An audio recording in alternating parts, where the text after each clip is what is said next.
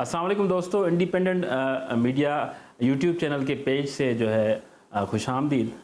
आज हम जो बात करेंगे वो ख़ास तौर पर जो कामरान टिसोरी के हवाले से जो उनकी मुकर्ररी गवर्नर सिंध के हवाले से जो की गई है, उस हवाले से काफ़ी डिस्कस हो रहा है सोसाइटी में, सोशल मीडिया पर, और मुख्तलिफ़ लोग इस हवाले से, क्योंकि ये अहम पोस्ट है सिंध के गवर्नर की। उसके अलावा यूनिवर्सिटीज़ को भी गवर्नर हेड करते हैं, या ओवरऑल वज़ीर आला और गवर्नर का जो ओहदा है वो ज़ाहिर है एक अहमियत का हामिल होता है। सो कामरान टिसोरी मुख्तलिफ़ सियासी पार्टियों में भी रहे हैं, और तकरीबन पीपल्स पार्टी के अलावा जो सिंध में जो बड़ी पार्टियां हैं उन सब का वो हिस्सा मुख्तलिफ़ वक्तों में रहे हैं। कामरान टिसोरी बुनियादी तौर पर एक बिज़नेसमैन है, कराची से उनका ताल्लुक़ है, और PTI हुकूमत के आने के बाद ये एक ट्रेंड शुरू हुआ है कि मुख्तलिफ़ जो कारोबारी हजरात हैं उनको जो है सियासी पोस्टों, जो पहले सियासी कारकुनान को दी जाती थी या सियासी कारकुनान जो है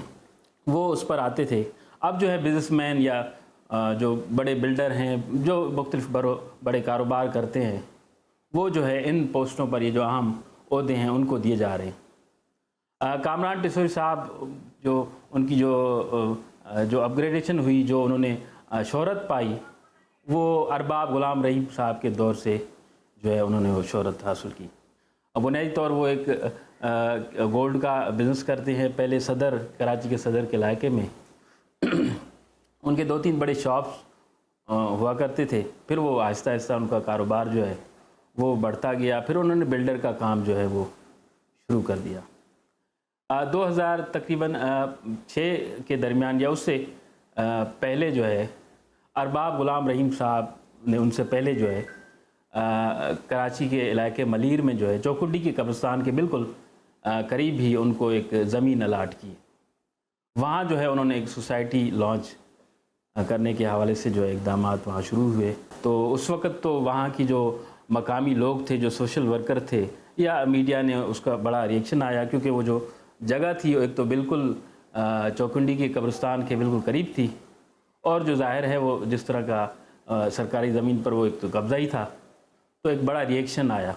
कामरान टिसोरी साहब के भाई हैं इमरान टिसोरी, हॉक्स बे पर वो बैठे हुए थे। पुलिस ने वहाँ कोई रेड किया, उसमें भी जो है ये अपने भाई के साथ भी गिरफ़्तार हुए। और उसके अलावा एक और केस उन पर बनाया गया जुल्फ़िकार मिर्ज़ा साहब की तरफ से। पीपल्स पार्टी के रहनुमा गुल मोहम्मद लाड से उनको कोई गोल्ड के हवाले से कोई लेन देन हुई, जिसमें जो है उन्होंने कोई फ़्रॉड किया गुल मोहम्मद लाड से। गुल मोहम्मद लाड साहब ने जो है जुल्फ़िकार मिर्ज़ा को अप्रोच किया, वो वज़ीर दाखिला थे सिंध में, तो उन्होंने इनको गिरफ़्तार करा के बदीन जो है मुंतकिल कर दिया। तो फिर दे दिला के ये मामला जो है वो ख़त्म हो गया। उसके बाद जो है एक बाज़ाब्ता, क्योंकि पहले वो गोल्ड से बिल्डर में जो कारोबार में आए वो तो अरबाब गुलाम रहीम साहब के दौर में आए, लेकिन फिर वो आहिस्ता आहिस्ता मुख्तलिफ़ पार्टियों को जो है उन्होंने अप्रोच करना, ताकि वो अपना ये कारोबार जो है वो अपना बढ़ाने के लिए, और मुख्तलिफ़ सोर्स जो है वो बुनियादी तौर, अब भी जब गवर्नर बन गए हैं तब भी कोई उन पे कह रहा है कि, कोई कह रहा है कि वो किसकी आदमी है, कोई कहता है वो किसी पार्टी की उनको सपोर्ट है, कोई कहता है किसका हाथ है उनके ऊपर। लेकिन सभी जो है जिनसे उसको फ़ायदा पहुंचता है, या जो लोग ऐसे बिज़नेसमैनों से जो है फ़ायदा उठाते हैं, उन सब से इनका एक कह लें ताल्लुक़ है। तो ये भी कहा जा सकता है कि उनका किसी से भी ताल्लुक़ नहीं है, या सबसे ही ताल्लुक़ है, ये भी हम कह सकते हैं। सो जब वहाँ से ये मामला ख़त्म हुआ, जुल्फ़िकार मिर्ज़ा, वो काफ़ी हाईलाइट हुआ वो मामला उस वक़्त, उस दौर में। उसके बाद जो है ये मुख्तलिफ़ पार्टियों को अप्रोच करते रहे। पीपल्स पार्टी से भी इन्होंने एक ताल्लुक़ बनाने की कोशिश की, और जो हमें ज़राए से पता चला है कि आसिफ ज़रदारी साहब से इनकी मुलाकात भी हुई।